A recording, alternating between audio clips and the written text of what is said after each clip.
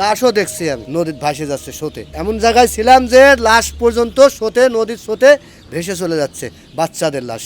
মায়া তো এই জায়গাটাই, কষ্ট তো এই জায়গাটাই। ঢাকা আসতে লাগতো একটা রাত 12 ঘন্টা, সেক্ষেত্রে আজকে 4 দিন পর্যন্ত 14 গ্রাম পুষলাম কেবল। এখনো ঢাকা যাইতে কতদিন লাগবে তার ঠিক নেই। পকেটে টাকা আছে কিন্তু খাওয়ার মতো জায়গায় তো নেই, হোটেলেই তো ডুবে গেছে। এই প্রথম 24 সালে বন্যাও দেখলাম এবং যুদ্ধ ঘোষণাও দেখলাম। একটানা 7 ঘন্টা যে যুদ্ধ করছে ছাত্ররা, এটাও দেখলাম।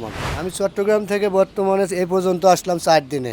সেক্ষেত্রে রাত্রের সারা রাত কোনো খাওয়া নাই, দাওয়া নাই। পানির যে অবস্থা, ফেনীতে রাস্তার উপরে হাঁটু পানি। লামোয়া ব্রিজের একটা সেম ব্রিজ, মানে চট্টগ্রাম থেকে গাড়ি এ পর্যন্ত আসে না। কিন্তু আমরা তো খায়া না খায়া যাই হোক আসি, যারা ওদের ওখানে ডুবে আছে যে পানির মধ্যে, তাদের যে অবস্থা, সারা রাত্র উদ্ধার কাজ মানে চলছে, তারপরেও মানে উদ্ধার কাজ শেষ হয় না, এত পরিমাণ জাম রাস্তায়। এ পর্যন্ত আসলাম চিরামুড়ি খাতে খাতে, এত পরিস্থিতি। না আছে হোটেল, না আছে কোনো দোকানপাট, না আছে কোনো দোকানে মানে যাওয়ার মতো পরিস্থিতি। ঢাকা আসতে লাগতো একটা রাত 12 ঘন্টা, সেক্ষেত্রে আজকে 4 দিন পর্যন্ত 14 গ্রাম পুষলাম কেবল। এখনো ঢাকা যাইতে কতদিন লাগবে তার ঠিক নেই। এইটা হচ্ছে পরিস্থিতি। কষ্ট হলেও এখন কিছু করার নেই, আমাদের যা কষ্ট যাই হোক হচ্ছে, কিন্তু যারা পানির মধ্যে আছে ওরা তো আরও পারতেছে না খাইতে। শুকনার মধ্যে থাকি চানাচুর, বিস্কুট, মুড়ি, এটা হলো চিরা, এগুলা খায় দেয়া হচ্ছে, যাই হোক জীবনযাপন করতেছে। কিন্তু ওদের কি অবস্থা, পকেটে টাকা আছে কিন্তু খাওয়ার মতো জায়গায় তো নেই, হোটেলেই তো ডুবে গেছে।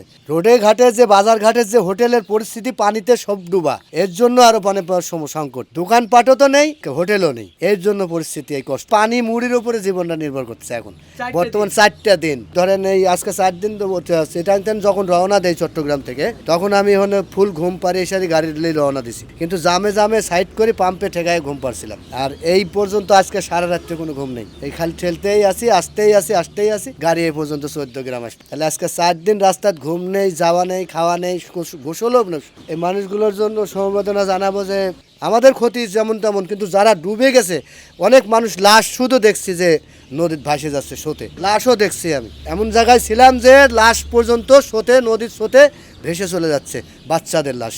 মায়া তো এই জায়গাটাই, কষ্ট তো এই জায়গাটাই, যে কি পরিস্থিতিটা হলো। কষ্ট পালেও তো আর কিছু করার আছে দাদা। চোখ দেখালে অজরে পানি টুকি পড়লো বাচ্চাদের লাশ দেখি। কত লাশ নিয়ে আসবো আমি, আমার হাতে একটা বাচ্চা দিল, বুক পরিমাণ পানির থেকে নিয়ে আসি, বাচ্চাটা আমার কাছে দিল, সে বাচ্চাটাও আমি রাখি দিলাম, আবার দিয়ে দিছি। এই প্রথম 24 সালে বন্যাও দেখলাম এবং যুদ্ধ ঘোষণাও দেখলাম। একটানা 7 ঘন্টা যে যুদ্ধ করছে ছাত্ররা, এটাও দেখলাম আমি।